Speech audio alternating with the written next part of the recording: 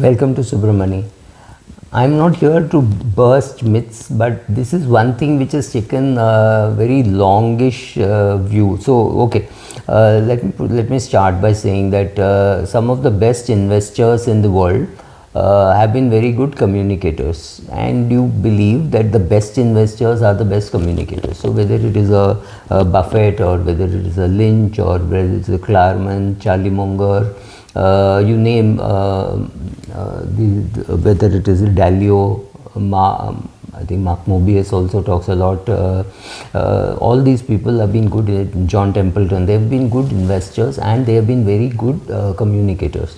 So they believe, the world believes that to be a good investor and be a good communicator is good, because when you're teaching others, when you're writing and all that, you tend to have more clarity and you're doing a better job in your own investment also. So when all these people teach, right, so the advantage for them is when they teach, they also get clarity. Though they are able to, if you can, I mean, it is generally believed that if you can simplify your investment process and explain it to a 7th standard, 7th class, 7th grade kid, it means you have very simple processes, so it's a good process, so you can copy. Now, the counter view to this is, I know one person in India who has wealth more than Rakesh Jhunjhunwala, but just doesn't appear on television. He just does not appear.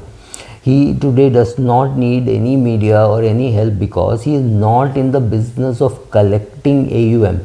Now, if I am collecting AUM, if I want more to manage more and more money, and that is my way of making money, or if I am collecting subscribers and I make money by the subscription, or because of that influence that I am using, I am making money, it is important for me to be very polite to you, be nice to you and say this is what I do, and all that is important, so that the world with which I interact, which is the media, which is you the viewer, the influencer who is paying me money, right, all of them, I need to keep everybody in good humor.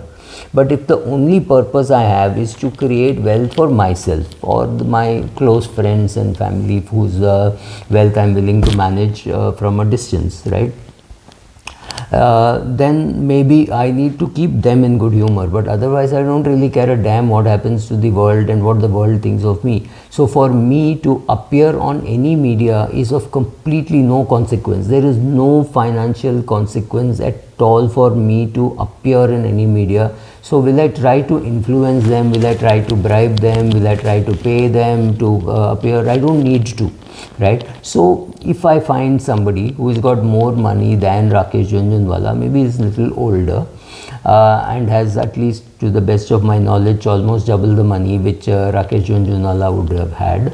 I don't know whether that person needs to be also there in the media, needs to be a communicator. There is no need for him to do any of these things. He is not in the market. He is not trying to influence you. He is not trying to try to tell you that please come and give your money to me, I will manage it for a fee. Everybody who appears in the press, who tries to talk to you and say, I am trying to teach you how to pick stocks, I am trying to teach you in 2 hours, I will teach you everything there is to know about investments, which I learned in the last 13 years. And 13 years very funny, because in 13 years you have not seen a deep recession, right? So there are people who say that good investors are good communicators. I beg to differ, saying I know good investors who refuse to come and communicate. So if I tell you this person is very good in communication, but he never communicates, how do you know that he's a good communicator, right? So many investors are investing through small private limited companies, etc. So nothing comes out. You don't even know what percentage they're holding where, right? So maybe occasionally some mention will be there, but they have no media presence. They don't come up for any conferences, any of those stuff. But they are there and they are invested, and I've seen some of the portfolios. They're just brilliant, because at least this one person I know, he believes that being rich is far more important than being famous. He does not want fame, right? He's way beyond the Maslow's need hierarchy. He's above the triangle. He just he couldn't care. So when people tell you good investors are good communicators, that's true, but there can be some very good investors who just don't want to communicate, or even if they're good at communication, they don't want to communicate, or they say, okay, this is my investment profile that has to be kept private, otherwise I'm visible here to do this because this is my business, right? So mostly people who come on media channels have a vested interest in trying to get something out of you, right? So when somebody calls me and says come to give a lecture, I have to be paid. I don't collect AUM. So I'm not the CEO of an AIF or a PMS that I'm trying to collect AUM, nor am I the salaried CEO of a mutual fund who is trying to create influence of his fund house there. He goes to a Surat or a Nasik or somewhere, so he wants to create an image that he is visible there.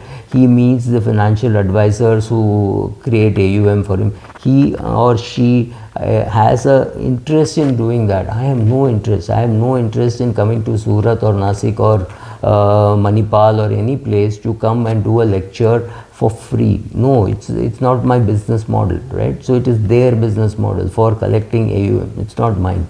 So thank you. If you are interested in cricket and your memory goes real long back, then you would know this. If I have to name some of the best batsmen India has produced, it will have to start with a Paul Umrigar, Vijay Merchant, or if you go even further behind, maybe C.K. Naidu, C.S. Naidu. Then you come down to somebody later, maybe Vinu Munger, maybe then Sunil Gavaskar, Dilip Sardesai, Vengsarkar, Sandeep Patil, or too much maybe, but G.R. Vishwanath, right? So then of course you come down to Azharuddin, you come to Sachin Tendulkar, Sehwag, then right. So this is, and of course then there is Virat Kohli. You realize one thing, that none of them have great commonality, right? Nobody, I mean, Gavaskar you can say Gavaskar was influenced by Vijay Merchant, there's no doubt about that. Both were strokeless wonders for long periods of time, but there is no doubt that they each one had his own style. A did not try to copy B, B did not try to copy C. Now similarly, if you in the investment styles, if you see whether it's a Buffett, Marx, Soros, Lynch, any of these people, even Rakesh Jhunjhunwala, you will find that even though their styles were very different, there was one thing common. All of them must have had good control over their emotions. All of them must have put a process in place saying this is what we should do, this is what, because without a process it's very difficult to run portfolios of this size. Running 5, 10, 20 crores may be easy, but once it becomes 2,000, 10,000, 20,000 crores, it's not going to be very easy. You need a process. You need somebody who will do the research, you will need somebody who will handle the compliance and all that, right? So you need to create a team.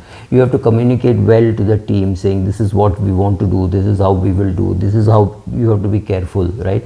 You don't want to get cheated. So you put up a whole process and procedure in place. One thing is very clear, all of them had a process or a procedure which helped them control their emotions, their FOMO, greed, etc. They had good control. So they knew what they were doing and they knew that this is for the long term. They defined what is long term.